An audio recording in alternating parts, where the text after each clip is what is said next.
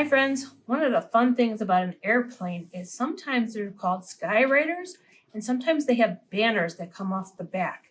So this is something fun I found that has the ABCs.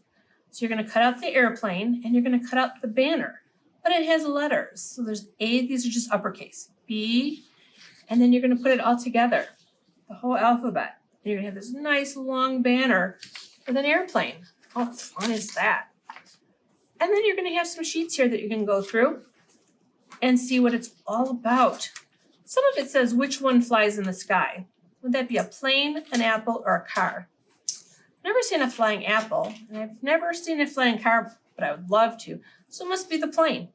So have somebody read with you or read it yourself and circle the answers to these. There's 2 sheets here. There's 1 sheet here. No, there's 2 sheets. Sorry, friends. And then here's parts of an airplane. The flight deck, the nose, the wing, and the tail. Flight deck, nose, wing, and the tail. So have fun with it, friends. Bye.